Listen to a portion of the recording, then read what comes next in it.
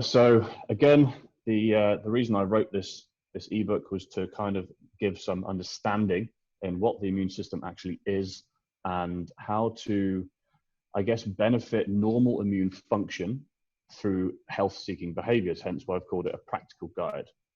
So again, just to reiterate, it would be unethical for me to tell you how to boost or prevent infection, or boost the immune system, sorry, and prevent exposure to infection. We know that we can do that through social distancing, through good hygiene, so on and so forth, as per government recommendations. But the practical guide will arm you with tools you can implement into your day to help promote an optimal profile of health. So So the content and aims of today's webinar is a little bit about me and Source Health. Important to remember, so this is just building on the previous disclaimer, I suppose, an overview of the immune system, lifestyle factors that may suppress normal immune function, and then supporting an optimal model of health by incorporating health-seeking behaviors into your day as discussed, and then concluding with self-awareness and assessment tools. So again, Source Health is my parent company dedicated to improving, as the screen says, health, well-being, and longevity of the corporate executive. Now, this is my corporate platform of incorporating my coaching methods into the Source Health method, which focuses on 4 pillars of health. The executive health screening pillar. So I have prestigious health and medical professional partners, which will be operating the health screening. Then we look at optimizing nutrition and nutrient profiles through nutritional supplementation based off health markers identified in the screening, implementing physical and psychological coaching, and integrating all of that with health technology to assess and feed back on a daily basis.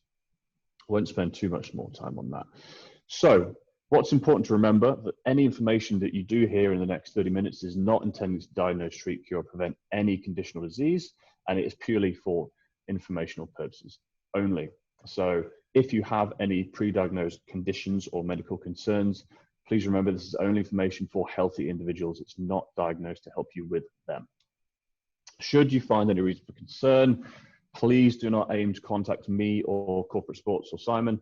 Consult your own doctor, and if you have any concerns surrounding any of the methods included, please speak to the doctor first. Specifically regarding the novel coronavirus pandemic that we are unfortunately in currently, in inverted commas, COVID-19, we're not going to discuss it because, quite frankly, it's inappropriate and it shouldn't be discussed from anybody other than the appropriate authorities, such as the Ministry of Health and Prevention here in the UAE, the NHS in the UK, or the World Health Organization. What this webinar is not is medical advice. I'm just going to reiterate that now, and we're not going to tell you how to boost your immune system because this would be unsafe. More details to follow on that. What you will learn, however, is how to adopt health-seeking behavior through the methods immediately available to you, as it says on the screen. So the aims is to understand a very kind of shallow overview of the complexities of immunity. It's an incredibly complex subject. You know, I've, in my own research and experience, I've only just scratched the surface, but I'll give you an idea of what the immune system actually is, because a surprising amount of people don't actually know what factors that are present within your life that may affect it, and a non-biased look at the research, or a few research articles. A lot more are present in the ebook, which I will attach as an appendix, where all the academic references are held, and then evidence-based recommendations on how to implement basic strategies, as you can see there, to help support normal immune function.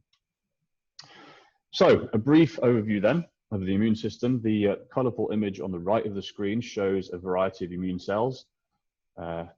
Due to current affairs, direct your attention to this one, but this is actually a image of a virus. As you can see, the crowns or coronas, hence why coronavirus has its name, which protrude from the surface of the envelope, and the virus then lays inside as a strand of DNA or RNA.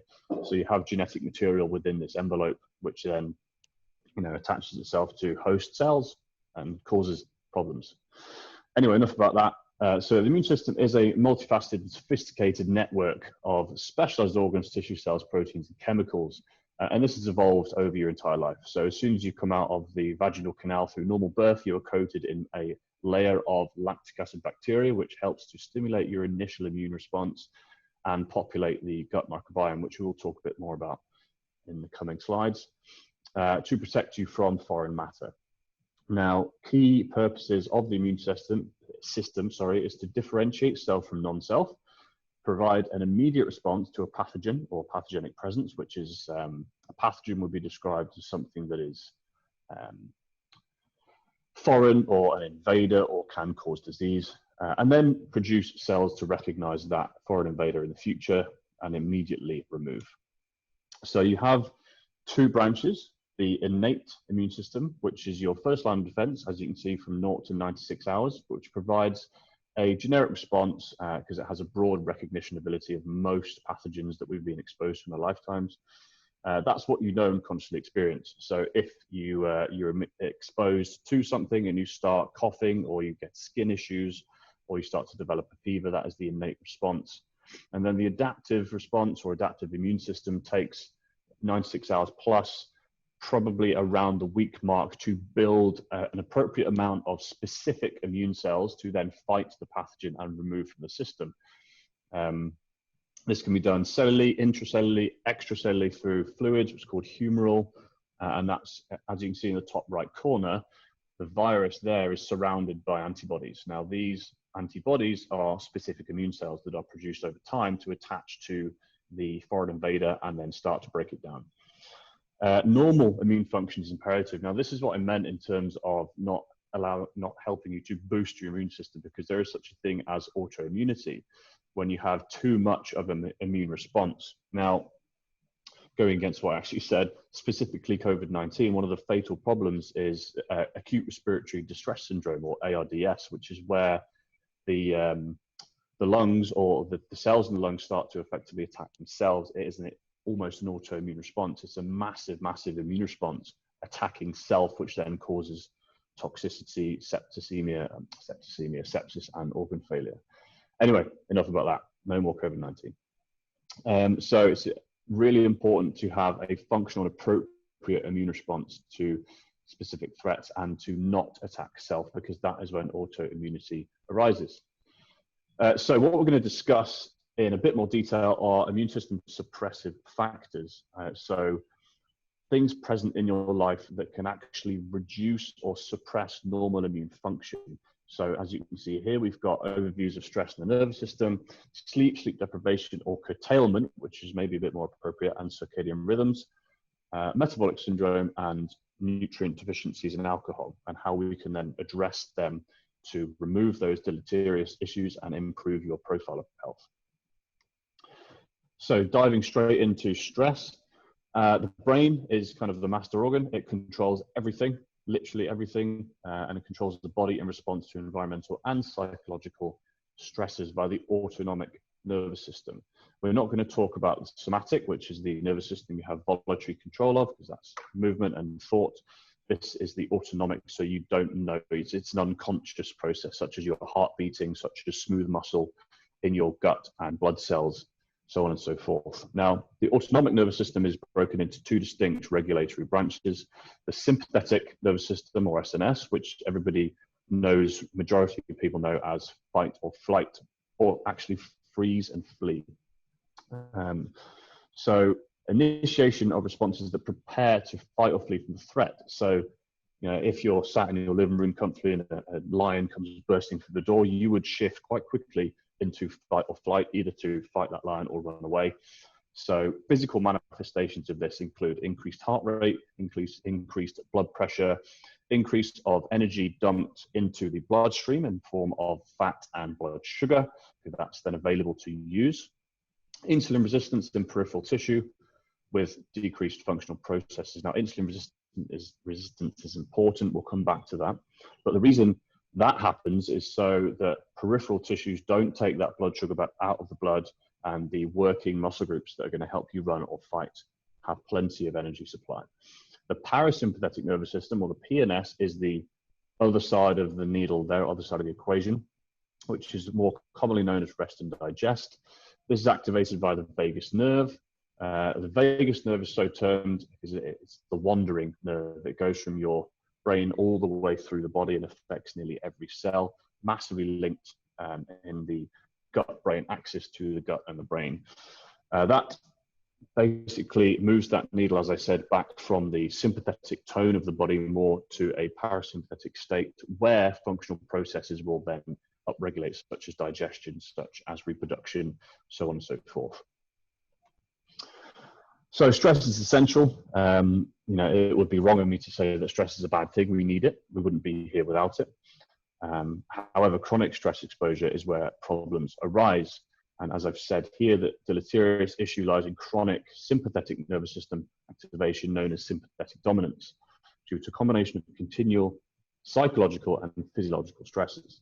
This can result in chronically elevated blood pressure and blood sugar, actually resting heart rate, as well suppressed short-term memory. So this is an interesting one. If you start getting really stressed out at work, perhaps, and you start forgetting where you left your keys, where your wallet is, where your phone is, then that would indicate sympathetic dominance, because your brain is then recalling long-term memory to remember where is safe, you know, find exit routes, so on and so forth, instead of where you left your keys. So that's just an interesting little measurement there, if you will. Quite a taboo subject, but libido is massively affected by stress. I won't go too far into that, but it's something to think of, and diminished sleep deficiency. So from an immune perspective, as I said on the slide, temporal stress or acute stress bolsters the specific immune response. But as that stress then becomes more chronic over time, that will shift from actually beneficial to adaptive mechanisms to suppressive or detrimental. Observing a suppressed production and proliferation, so growth of concentration of crucial immune cells, and global suppression of both the innate and specific responses. So it's really important to minimize stress as much as we can to have a functioning immune potential. So Dr. Robert Sapolsky, author of A Primate's Memoir and Why Zebras Don't Get Ulcers, two very, very good books. I actually have the latter here. I'll show you. Really good book on stress, very easy to digest information, really, really possibly the grandfather of stress, along with Hans Selye. Anyway, he wrote, stress-related disease emerges predominantly out of the fact that we so often activate a physiological system that has evolved for responding to acute physical emergencies, but contemporary culture states, we turn on for months on end worrying about mortgages, relationships, and promotions. If you get a really worrying email, that's a lion on your iPhone. Pick your phone up, oh my days, terrible news, that's not good. So, moving on, excuse me 1 second. Cool, so first subject, sleep and circadian rhythms following stress. So circadian rhythm is described as circa around the day, which is a regulatory cycle of the human system. So it's a multi-oscillatory system. It regulates everything. If you take this clock face around that 24 to roughly 25 hours actually cycle, everything within the body will align to around that rhythm there.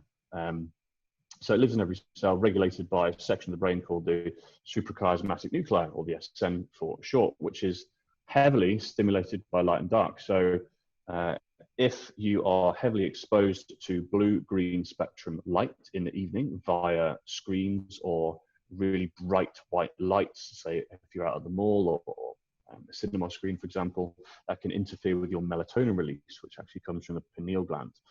Now, suppression of melatonin is going to effectively tell your brain that it's morning. You know, you're ready to be awake and alert. So exposing yourself to screens and the really, really broad spectrum white light is quite detrimental to proper sleep cycles and can affect circadian disruption. And that has actually been described as among one of the key, or some of the key causes of disease states for quite a lot of diseases actually. Now what I do in the evening is I wear these glasses. So just show you what they look like here. They're a little bit silly. So these have a amber filter, which will filter out all of that blue-green spectrum light. Now, I'll come back to these later, but these can really help if you are having to work late, or if you're exposed to that high threshold light there, or blue-green spectrum, to help proper melatonin release. So that will diminish your ability to enter normal sleep cycles, which is actually highly impactful to immunity, which we'll come back to later, specifically slow wave or deep sleep and rapid eye movement or REM sleep, which I'm sure you've heard of. Now, this is an example of a proper sleep cycle. So it's called a hypnogram. And as you can see, you've got 5 different stages of sleep. So the light blue at the top is when you're awake, and then we go down to rapid eye movement, then to cycles of slow wave or deep sleep here, which is non-REM 1 and 2 and 3. So as soon as your head touches the pillow, you go into a period of sleep latency. So this time it takes you to fall asleep, or onset of sleep latency.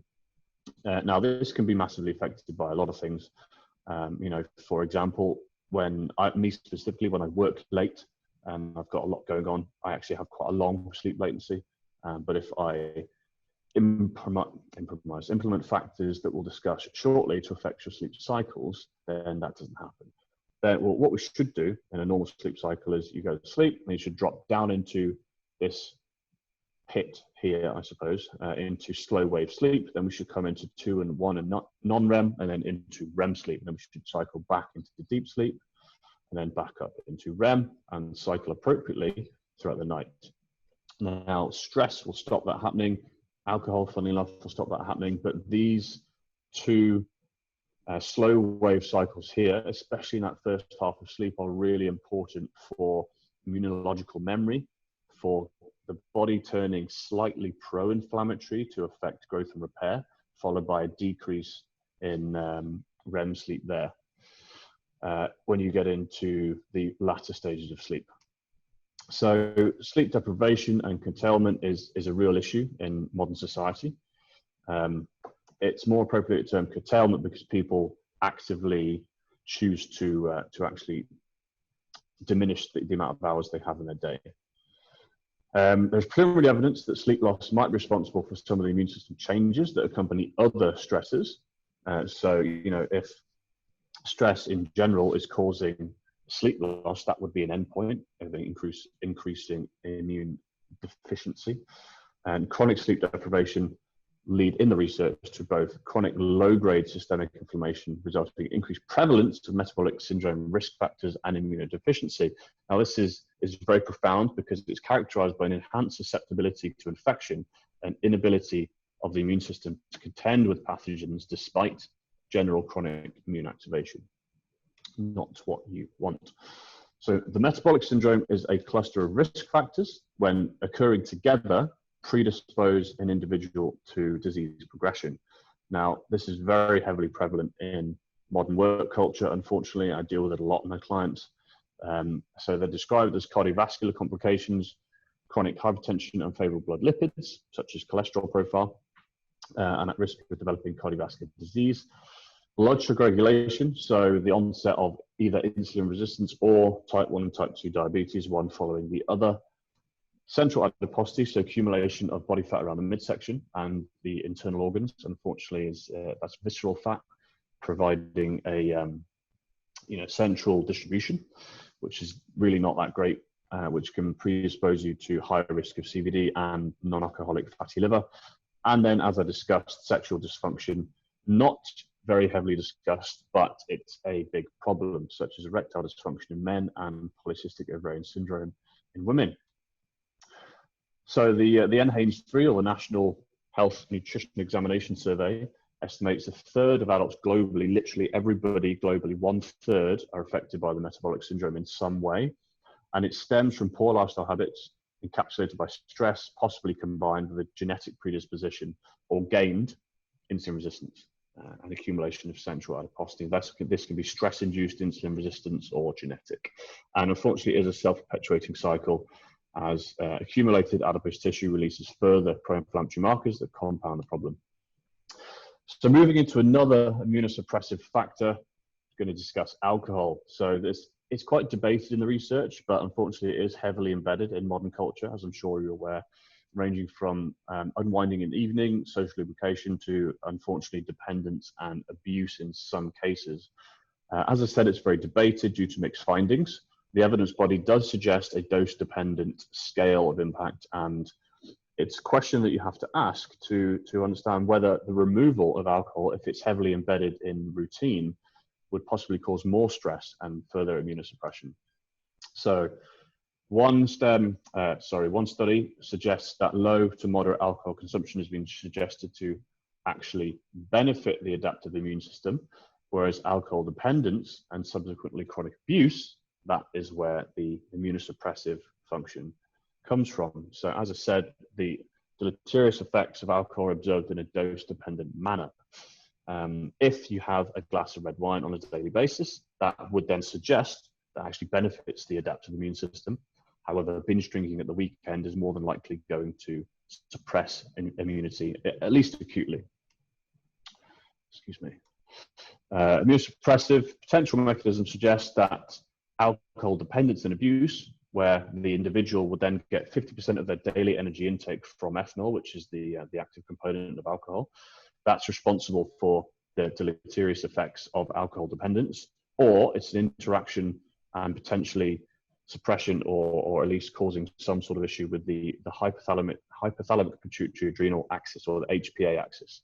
Now that is a system of crosstalk between the endocrine system of the brain, the hypothalamus, the pituitary, and the adrenals. So brain and adrenal glands and the crosstalk there, which release fluid regulation hormones, stress response hormones. I say stress response because technically not stress hormones. And the suppression or the interaction of the HPA axis can then potentially cause chronic stress and a self-perpetuating cycle. Again, this is all based on abuse, and it's important to note here, the ebook actually expands a little bit more on the research, that these studies have been done in people that, if you average out per day, have about 8 to 9 alcoholic beverages per day continuously, which is not necessarily representative of the general population. But in those who unfortunately do have alcohol dependence, it's important to think about. So again, into immunosuppressive research, what is really important to consider, although low doses may be immunoprotective, is the alcohol having quite a profound effect on sleep. And if you remember from the previous section, sleep is one of the most important things to support normal immune function. So acute doses of alcohol in high doses specifically result in increased slow wave sleep during the first half. So if we go back to that hypnogram, where are we? Here you'll have increased slow wave sleep here, so the first half. And then we come back to here, strongly diminished REM sleep, or rapid eye movement sleep, during the second half of sleep in high doses, and subsequent disrupted cycling and increased wakings after the onset of sleep. So in layman's terms, going out to brunch on a Friday night is going to cause you to drop fast into slow wave sleep, but come straight back out of it into light disrupted sleep, where, if you remember, we're going to get that immunological memory. I can't remember the word, but it's going to effectively compound the immune system remembering pathogenic presence. So we want to be effectively cycling through sleep properly to have a normal functioning immune response and the compounding of immunological memory there. So just think about high or moderate to high levels of alcohol, either acutely or chronically. That's going to be the most disruptive, because conversely, at the bottom, low intakes showed no effect on sleep factors. And remember, my job here is to interpret the research and give a non-biased approach. So I'm not going to tell anybody to completely change their alcohol habits. I'm going to give you understanding of both sides of the equation. So low intakes showed no effect on sleep factors, but moderate and high intakes actually is quite detrimental to sleep. So a practical approach is to consider context and use your better judgment. So if alcohol is a big part of your life, maybe consider reducing your daily intake to as low as you can get away with. If you are most likely to abuse, dependent on your personality, it may be best to abstain, especially during the current climate, to maximize immune function. If sleep is an issue, potentially lower intake. Although sleep sleep. Alcohol has been used as a sedative for a lot of people historically. It does interfere with those cycles. So if you don't sleep properly, it may be worth abstaining for a while, letting your sleep normalize by using other approaches, and then potentially reintroducing. If you're impartial, maybe best to remove it entirely, but the most important factor to consider is to use your better judgment here. So we've gone through the immunosuppressive factors in lifestyle, sleep, stress, and the stress's effect on the nervous system, malnutrition, which we're going to come to shortly, and alcohol abuse. So what we're going to talk about now is health-seeking behavior implementation to affect a model of optimal health. Steps can be taken to optimize the health of your internal environment, and every decision you make and every food that you eat will either contribute or detract from that model of optimal health, and therefore a robust immune system. And again, just to compound that statement, their normal response to illness. So we're going to discuss nutrition, nutrient requirements and supplementation, physical activity, and the immunomodulatory effects of physical activity on the immune system health, stress management, and introspection and self-assessment techniques.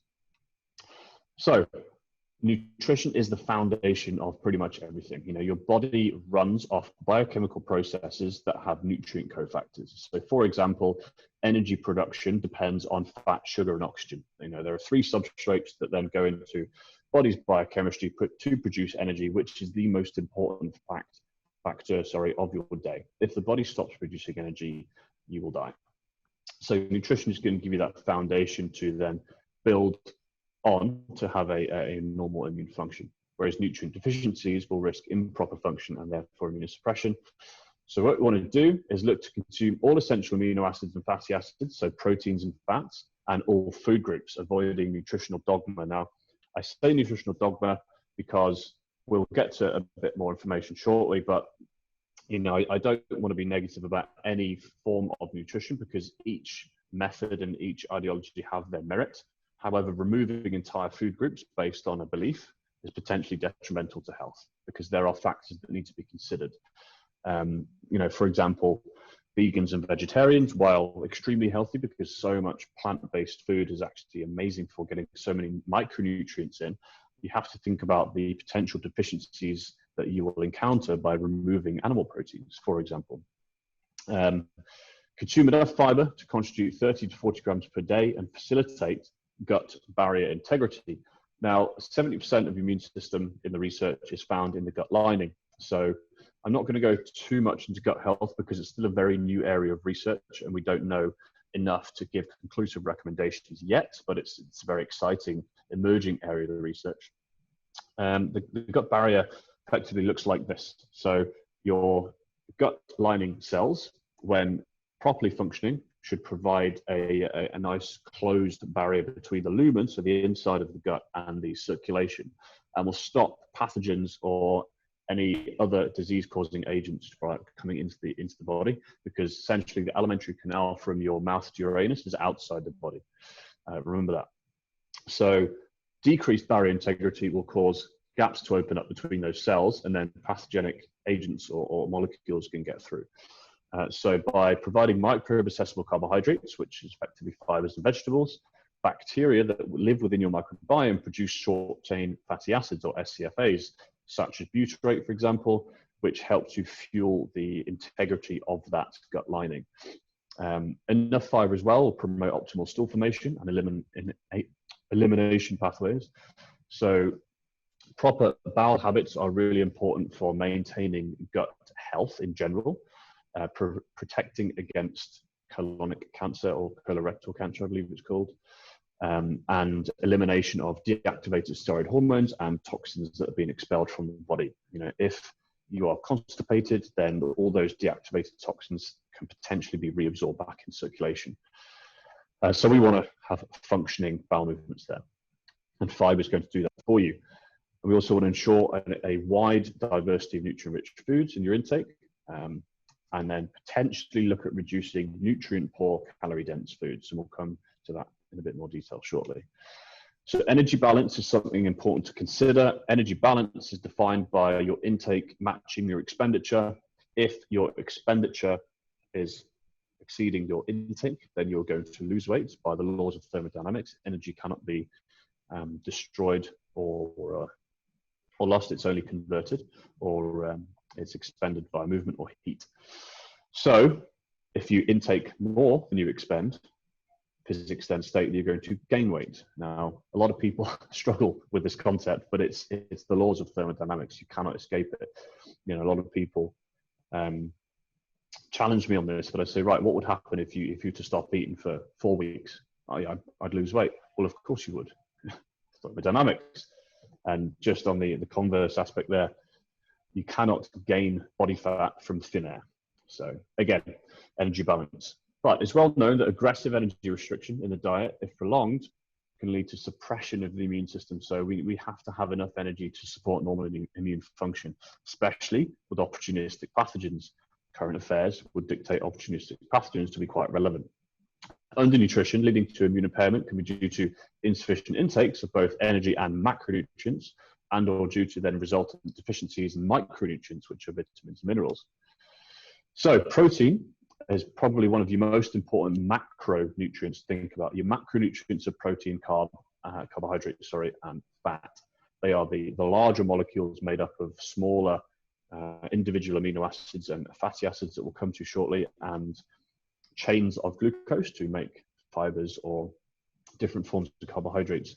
So if protein is the whole, amino acids are the constituent parts. So if you imagine a keyboard that you may have in front of you, that keyboard represents a protein, and the keys are amino acids. You have 9 essential amino acids that cannot be created by the body. They are required to be consumed in nutrition each and every day, because you cannot create them in the body, and they all have very, very important functions. So as I said in the above blurb here, normal immune function depends on proteins for support, especially the creation of new cells. Like your adaptive immune system will create those specific immune cells. You need protein to do that. I'll come back to that shortly, but that's potentially an explanation of when people get sick and they go and adopt a sickness behavior where you curl up in your bed and you don't eat because you lose your appetite and lose weight. That could then be an explanation, because the immune system is drawing from bodily protein to create these immune cells. You have further 11 non-essential or conditionally essential amino acids. In brackets, they're clinical, because you have conditionally essential if you have some clinical reason or disease progression that denotes that you need more of a specific macronutrient. Essential amino acids give a complete protein source. So if you imagine a yellow school bus with a kid on every single seat, that would represent a complete protein. But if there were kids missing, that would then dictate an incomplete protein there, which is made up of non-essential amino acids. So non-animal sources of amino acids, because they don't involve essential amino acids, give an incomplete protein. Now, you need complete proteins with all essential amino acids for what's called anabolic signaling, which is a response from X amount of a certain amino acid in the diet to then signal building in new tissue, creation of immune cells, and countless other processes within the body. So, the long and short of it is protein is really important. The elderly are potentially at more risk of seasonal infection and illness due to immune senescence. So immune senescence is where the immune system starts to decline in function due to age. It's a natural process of aging, unfortunately, which is why elderly are always at more risk of infections, and they require slightly elevated boluses of protein at each meal to respond to this signaling. So when the older population, let's say from about 50, 60 plus, start to lose muscle mass through muscular atrophy, this is down to a reduced, sensitivity to these signals from protein. So we need to eat slightly more at each meal to get that same response. So if you are listening today and you are of the older population, just remember to take away the fact that at each meal, maybe have a little bit more of complete protein sources to get the same anabolic stimulus, okay? Dietary protein inadequacy is a particular concern among the elderly, risking further immunosenescence and atrophy, as we discussed. And muscular atrophy, we want to avoid because we want people to be as active as possible for reasons we'll discuss soon. All populations, though, regardless of personal circumstance and individual differences, should achieve optimal protein. So the recommendations: 1.2 to 1.6 grams per kilo of body weight per day for a model of optimal health. This is recommendations from the research, which you'll find in the appendices in the ebook. Examples of this would be 200 grams or 2 small to medium chicken breasts would give you 44 grams of protein. Generally speaking, animal protein is about 20% protein yield of its individual weight. So as you can see there, 200 grams down to 44 is roughly that. A 250 gram fillet steak, which would be maybe palm of my hand, would be 50 to 60 grams of protein yield, or 20 to 25 grams from a scoop of protein powder. Ideally, you'd look to structure this 3 to 4 feedings of protein per day. And elderly and vegan and vegetarians require, again, slightly more protein per meal to get the same response. Incomplete proteins through vegetarian sources dictate that you need to eat more of that to get that same response. Just be aware of that if you are a vegetarian or vegan. Fats got very bad report, unfortunately, in nutritional history, but they are very important and should be consumed in their totality. So similarly to the amino acids, you have essential fatty acids, which are critical nutritional components and are required for pretty much every function within the body. Essential fatty acids include alpha linolenic acid, such as omega-3s, and linoleic acid, which is omega-6. And then you have conditionally essential again, including EPA and DHA. Now, EPA and DHA are very technical, fancy names, but they are the fats that are found within oily fish and fish oils and affect brain health and cognition. DHA is largely considered essential. They have many functions, including the constitution of cell membranes. So I believe there's an upcoming slide with a cell membrane in it. But they have what's called a phospholipid bilayer. So if you have a sphere, it's a sphere within an outer sphere, and that space in between is that cell membrane, and each sphere is a layer of fats there. So that helps solidify the membrane and maintain integrity of the cell membrane. They help are precursors to fat-soluble vitamins. So if you take in vitamins A, D, E, and K, you cannot absorb them without the presence of fat. So if you are taking vitamin D supplement, it's always good to take it with a fat-based meal or some fish oil. Omega-3s can improve blood lipids and cholesterol. Obviously, context applies, but if you have unfavorable blood lipids, it's a good idea to look at omega-3s. We'll come back to this. And they're crucial for sex steroid hormone production.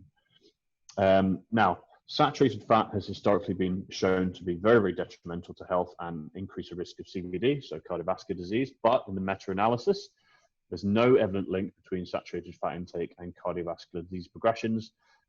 Rather, the previous research has been conducted by combining saturated fat and trans fats together. And trans fats have been shown time and again to be detrimental to health due to increased risk here of CVD, unfavorable cholesterol, and systemic inflammation. So you should generally avoid trans fats, but there's nothing to worry about with saturated fat. What's more healthy is to consume a balanced ratio of all subtypes of fat, because extremes, either way in nutrition in general, can cause problems. And you want a higher omega-3 to omega-6 ratio in favor of an anti-inflammatory state. Avoid trans fats, as we discussed. Consider using omega-3s if you present with unfavorable blood lipids. Actually, if you're undergoing endurance training, there is data in the research to suggest that a higher fat intake may augment the immunomodulatory effects of that endurance training. Again, we'll touch on this shortly. If you do not eat oily fish or anything with omega-3s in it, then maybe consider using a fish oil supplement. Carbohydrates, again, also get very negative press. However, they contain many health-promoting micronutrients and fiber, and should generally be included in everybody to ensure a complete nutritional profile. As I said, the removal of food groups due to nutritional dogma can result in deficiencies. For example, key vitamins and minerals that are required for biochemistry, so those biochemical processes that we discussed, brain and nervous system activity require glucose. I think the brain accounts for 21% of daily glucose intake. Don't know if that's correct. So, sorry, don't take me on that. That will be in the ebook there. Carbohydrates will give you fiber, imperative for gastrointestinal health, like I said, and ensuring a diverse and rich microbiome, promoting a stronger gut barrier integrity and decrease the chance of what's called intestinal permeability, which is that opening up of those intestinal cells like we discussed, which can then lead to chronic low-grade inflammation. And that inflammatory state is what predisposes you to issues. Carbohydrates provide food volume and therefore satiety, avoiding overconsumption, which is also detrimental to health, accumulation of body fat, inflammation, so on and so forth, and may cause further stress by removal due to human psychology. Recommendations. General health would dictate 1 to 4 grams per kilo per day. So let's say a banana would be roughly, a medium banana would be about 20 grams of protein. So there's room for a lot there, but your intake would dictate on your activity levels. Your intake would be dictated by your activity levels. So if you're an athlete, you're then likely to need way more carbohydrates per day to fuel that activity than a sedentary office worker. It's largely dictated by personal preference in terms of how much fat or carbohydrates you have in your daily requirements. And obviously context applies there, of course. If you are way more active than a sedentary office worker, you're going to need more. But if you prefer to eat more fat, there's nothing wrong with that at all, so long as it fits your daily requirements, which we'll discuss shortly. Actually, sorry, we already discussed that in your energy balance. So you want to be able to achieve your daily nutritional requirements through protein to start with, getting enough protein to fuel health and again, any potential training activity that you do, and then filling up the rest of those requirements with calories from carbohydrates and fats. But that's a whole other conversation. This is about immunity. We're not talking about specific nutritional requirements. You want to include a broad intake of vegetables and fruits and some whole grains, but again, with context there. And I've put him with a question mark there, 5 a day. Now, this is outdated. You want effectively 5 vegetables per meal or 30 species per day or thereabouts, which is a big ask for a lot of people. Personally, I really like using frozen veg. It's very quick, very easy to prepare, especially if you're time poor, and it's very nutrient rich. So there are ways that you can get lots and lots of vegetables into your day to give you those nutrients, give you that fiber to affect gastrointestinal health. And you want to moderate highly palatable foods containing both sugar and fat. So when people say that sugar and carbohydrates are fattening, that's not necessarily the case. It's because those foods such as ice cream, which contain sugar and fats, which are incredibly rewarding to the human brain. That's where the problems arise. So just a quick word on supplementation. Now, again, the immune system has specific nutrients that are required to provide optimal function and raw materials to create immune cells and so on and so forth. If you do not get them through your normal nutrition, then supplements have a place. But again, nutrition is key for securing those micronutrient intakes that are going to be highly absorbable and bioavailable, which is how much you can actually extract from the food. As I said, though, to avoid deficiencies, supplements can help. For example, vitamin D, which is widespread or has widespread deficiency in the modern world. We all spend time inside. Unfortunately, now we're all stuck inside, so this takes even more precedence. But vitamin D is critical for robust immune function, and deficiency has been linked to sickness and lowered immunity. Generally speaking, 4,000 IUs per day is considered safe, especially if you're experiencing symptoms of fatigue, malaise, or any other kind of energy-related issues. Getting sick, things like that can show that you may have vitamin D deficiency. Taking 4,000 IUs per day is generally considered safe and will help you provide that robust immunity there. Vitamin C, it's very easy to obtain vitamin C requirements through nutrition, but there are instances when that may not be the case. So generally speaking, 1,000 milligrams or 1 capsule per day can provide you with a broad coverage, or just eating enough fruit and vegetables to get your base requirements. Because if you do not get vitamin C per day, then you'll unfortunately encounter scurvy. Funnily enough, as it says here, vitamin C is used heavily in infection defense and oxidative stress. So following in the research, following pandemics and epidemics of infection, people then do present with higher instances of scurvy. So again, you want to provide as much vitamin C per day as you possibly can for the immune system to use in defending against pathogens and infections. Low circulating C levels observed and risk factors associated with the risk of respiratory infections. Personally, I take a slightly higher dose for all of my autoimmune problems and protection against any respiratory issues. I'm not going to recommend taking higher because it's not necessarily evidence-based, but it's something to think about. Zinc has been dubbed the gatekeeper of immune function and is a key regulator in the innate and adaptive responses. Bear in mind that commercially available zinc oxide is poorly absorbed, so look for other forms such as picolinate or gluconate. They're very bioavailable. And 40 milligrams per day is deemed of elemental zinc is deemed a reasonable amount. Now, multis, in the research, there is no evidence to suggest efficacy in giving a better profile of health or preventing disease. However, what I do recommend them for is to cover base nutrient requirements. If you're eating an optimal profile of nutrition, then you shouldn't have to worry about a multi, but unfortunately, these days, that's quite rare for a lot of people. And it depends where you are, I guess, but modern soil practice can reduce modern farming practice can reduce the health and nutrient quality of the soil. So what used to be very nutrient rich fruits and vegetables, now less so. So multis can help to bolster those nutrient intakes. Quality matters big time. Again, that's expanded more on in the ebook, but there are certain, like zinc, certain forms of supplements that when you find them in a multi, they're not very available to the body, and it can be a waste of money. Now, fish oils, again, no direct involvement in immune regulation, but they're very protective against cardiovascular concerns, such as type 1, type 2 diabetes, lowering incidence of arrhythmia. It's quite a big list. Helps to lower blood pressure. The rest of them, I forget, but they're quite heavily reported in the research to be affected by omega-3s and EPA DHA found in fish oils. So if you don't eat oily fish 2 to 3 times per week, then 2 to 3 capsules of fish oils per day can be really beneficial there. So the big one, physical activity and exercise. Exercise has innumerable benefits in general, specifically on health and the immune system. And in this context, by reducing the incidence of chronic disease in the older population. Again, we've already discussed the elderly. They're unfortunately very much at risk currently, so this is really important, including transmissible and non-transmissible disease and chronic inflammatory disorders. This actually does include cancer. So being more active as you get older can reduce risk. Endurance training shown to influence the immune system in a dose-dependent manner. Now, what I mean by that is low level, enough to elicit a response. Endurance training can benefit the adaptive immune system, but very, very heavy exertion can acutely suppress.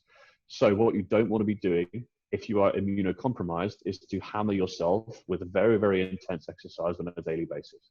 So doing low-level aerobics can actually benefit the immune system, or the adaptive immune system, sorry, substantially, and it can also complement metabolic health. That's a whole different conversation, but just take away from this that moderate, let's say low to moderate aerobic exercise is very beneficial for the immune system. Now that can be anything. That can be going for a walk, it could be cycling, it could be putting together a group of bodyweight movements or weighted movements in a fashion that has an aerobic response from the heart.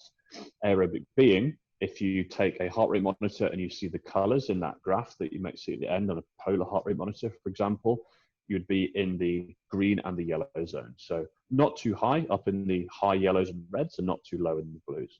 So you want some level of stimulation now.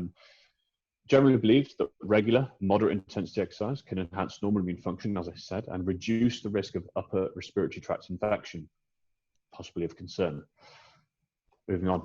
Within exercise immunology, key findings are summarized below here. So the acute short-term and chronic long-term changes are enhancement of the innate immune system, so that first line of defense, surveillance, so the ability of the immune system to recognize pathogens and exposed to the body with moderate exercise, and there's a suggested transient immune dysfunction after considerable exertion, like I said, but again, the evidence is unclear on that. Clinical influences, there is a J-curve effect, which would suggest a short-term deficit and long-term gain on acute respiratory illness, reduced systemic low-grade inflammation in lean and active individuals, which again, that low-grade inflammation would predispose to the progression of those metabolic syndrome markers, such as cardiovascular disease and insulin resistance and metabolic dysfunction. And then it's a considerable challenge to the immune system. And there is an exercise immune link to the attenuation of chronic disease. Finally, immunosenescence, as we've already discussed, which is the age-related decline, can be mitigated by supporting robust immune function in the elderly from endurance training, So exercise then mitigates that immunosenescence. So my recommendations would be, if you already train, then fantastic, keep it going. Try not to batter yourself into the floor potentially during this period, or if you are immunocompromised or at least aware of the immune system, just go for a potentially low to moderate prolonged endurance training, or whatever works for you. So I've said here, exercise has a vast variety of formats. You should undertake whatever you feel comfortable with within your capabilities. And especially during this current period, begin with whatever is immediately available to you. I'm very lucky. Down here, I've got lots of dumbbells, weight plates, and a rowing machine. So I already have access to that. But if you don't, try and at least do something that is going to increase your heart rate for an extended period of time. Now, what I've said here is, once you highlight what you're comfortable with, look to progressively increase that using performance metrics by at least 5% each week. So you have some sort of progressive structure for your body to adapt to. And that can be time, it can be heart rate or heart rate for time, and so on and so forth. Now, a little metric here for you to try is to calculate your max training heart rate. Now, this is from the research, 208 minus 0.7 times your age. So for example, that would be 208 minus 0.7 times 35 for a 35-year-old individual, which would give you 185 beats per minute. That would be a training max. If you got to 184 beats per minute, you'd know about it. So what we want to do for an aerobic range is go 60 to 80% of that value. So that would be 110 to 147 beats per minute. If you go anywhere between 30 to 90 minutes of that range, 110 to 147 beats per minute, that would be classified as immunomodulatory endurance training. Now, with heart rate, the higher the intensity, the shorter the duration. So if you do very high intensity for a long period of time, that would then potentially cause that acute immunosuppression that we discussed. So if you are going low intensity, then you can extend that duration of training out over time. Very simple to get your heart rate up in the house. If you have a flight of stairs, that's your best friend. Depending on your building security, if you live in a tower, you can go up and down the stairs. That's a really good way of elevating heart rate because it's very easy, very accessible to a lot of people. If you have some level of training knowledge, you can put body weight movements together using a heart rate monitor, or just time your pulse to stay in that endurance training range for extended periods of time. So one of the most important things, which is just kind of moving towards the end of the presentation now, is stress management. So while nutrition and physical activity and exercise are crucial to supporting normal immune function and the health promoting effects, equally as important as the yang there is the yin, so balancing the equation, as you can see by the fancy stones at the bottom. So if these two stones here are your output, this should be your input. So to refresh, the autonomic nervous system, the one that is not under conscious control, composed of the sympathetic and the parasympathetic branches, which both exert opposing control over the heart. So the sympathetic elevates heart rate, parasympathetic decreases heart rate. You can affect this if your heart rate starts to elevate by including breathing patterns or breath practice into your day. You can directly access the nervous system via breathing in a slow and controlled manner. So please excuse the typo there, but slow and controlled breathing in the 6 to 10 breaths per minute range is shown to be effective in maximizing heart rate variability and preserving autonomic nervous system function. Now we'll talk about heart rate variability shortly. If you are stressed out, try tempo breathing, which is controlling the speed. So for example, breathing in for 4 seconds, holding for 4 seconds, breathing out for 8 seconds, holding for 4 seconds, and just repeat that. So that's a 20-second breath there. So that's going to be 3 of them when you're in that very, very low breaths per minute range. If you're unaccustomed to this, then starting slow is very advisable because if you don't have that control over breath and you're actually CO2 intolerant, you can risk causing a stress response there if you're not used to it. Controlled exhales, because the exhale is directly linked to vagal tone. If you remember the vagus nerve, the parasympathetic innervating nerve, that can directly increase vagal tone. So breathing out slowly. If you're watching now and you just take a big breath in through your nose, do it with me right now. So if we breathe in into the stomach, and then you're more than likely going to feel a little bit more relaxed. And you can link that with meditative activity. Excuse me, let me get rid of this. Okay, so meditation or similar, I say similar because not everybody will agree with meditation. So anything that is meditative practice can be beneficial for you, whether that be paddleboarding, whether it be painting, or just sitting quietly conducting actual meditation. The research does show clear effects of meditation on physiological factors, such as heart rate, blood pressure, so on and so forth. In studies, those that meditated did show higher vagus nerve activity, which would then look like greater heart rate variability and lower stressed states. We're going to discuss HRV in a second. So find activity or time where you can be still. This can be literally anywhere. It can be on your balcony in the sun. It can be in your bed, sitting up, but you do want to be upright. And you want to focus on your breathing. So yoga talks about coming back to the breath. So if you allow your monkey mind to wander, if you're sat there meditating or doing some sort of meditating practice, thinking about the day, try and recognize that, bring it back to your breathing. So again, use that tempo breathing that we just discussed. And always do less than you think you can achieve, because that will then reinforce positivity and a sense of achievement following. So if you think you can do 10 minutes, maybe do 5. And again, if your mind wanders, remember that you're trying to come back to have that sense of calm, and then you'll affect those physiological factors there from that activity. Further reduction techniques for stress would include, but again are not limited to, all of these variables that you can implement to affect detachment.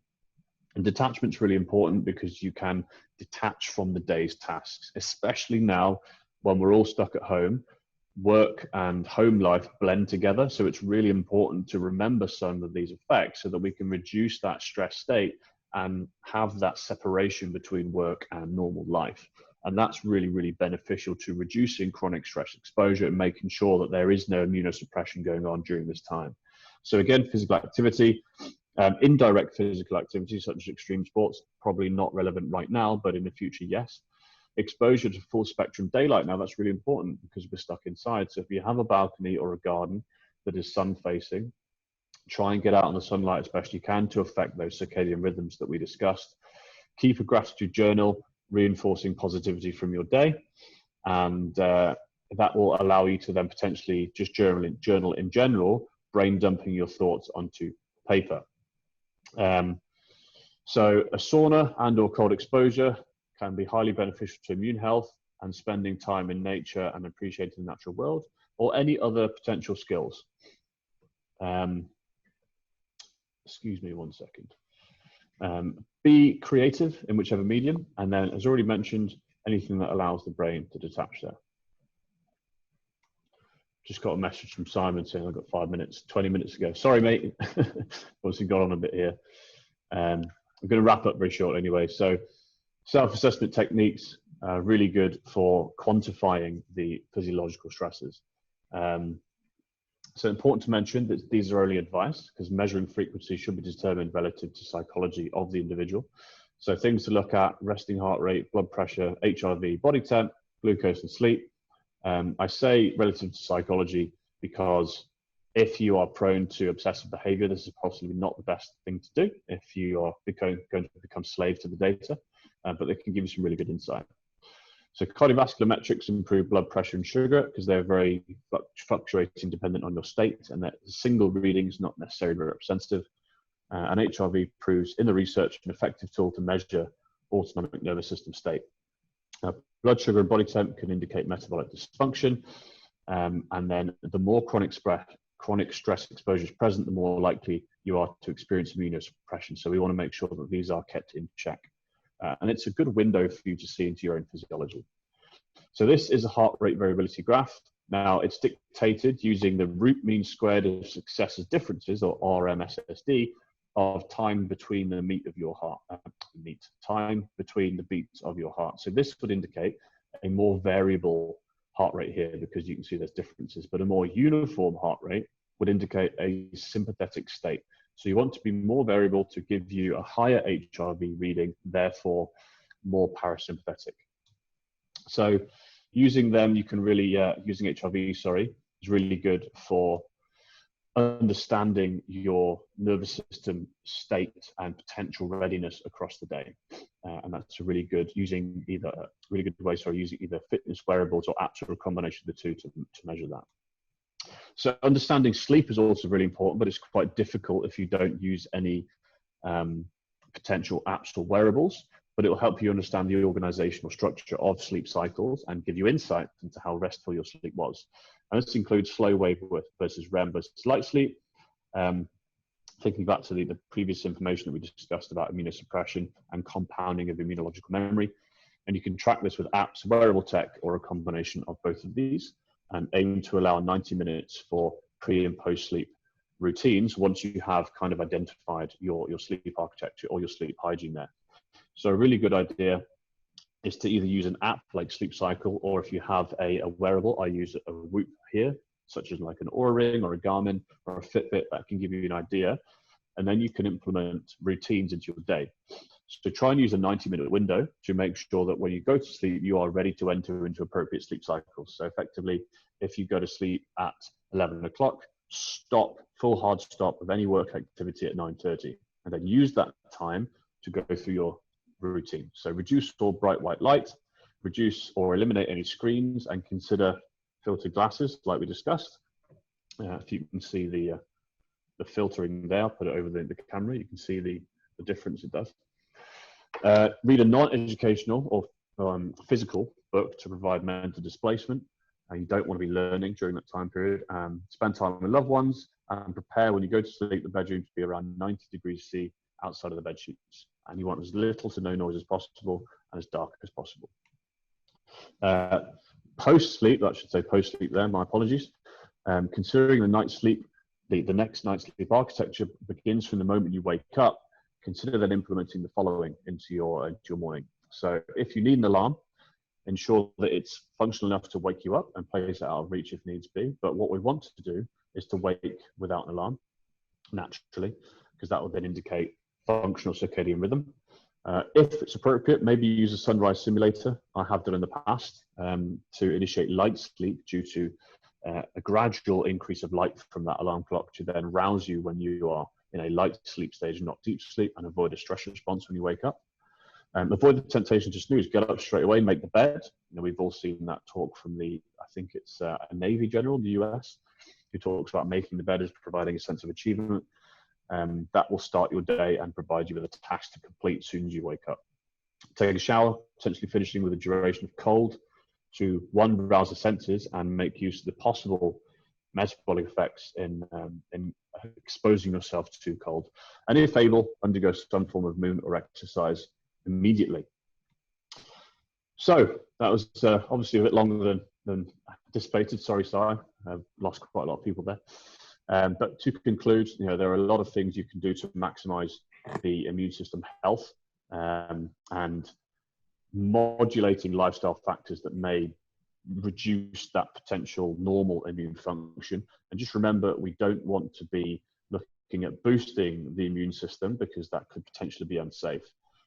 There is an accompanying ebook which will expand on this in much more detail and provide a full list of academic references. And so my sincere apologies for going over, because I don't worry. Like to expand on points. No, it's great. I think everyone definitely took something away from that. So Max, thanks very much. If I know some people have questions, and I know a lot of people dropped, but Max, I'll send you the questions and people's details. Yeah. I said we'll get in touch with them, to me, which is fine. And then we will be around for the next 10 minutes, guys. If you want to fire any questions away, you can. But if not, Max, thanks again. And this video will be available online by the end of today. So we will email it out to everyone. And it will be on my social as well as Max's social. So definitely jump on and share with your colleagues, friends, families, everyone. There's a lot of very useful information in here. So yeah, thanks again, Max. Cheers. Yeah. Pleasure. Thanks, everyone. And we'll see you soon. There'll be another one next week, same time. And there will be a few more in the next couple of days as well. So speak to you then. Cheers.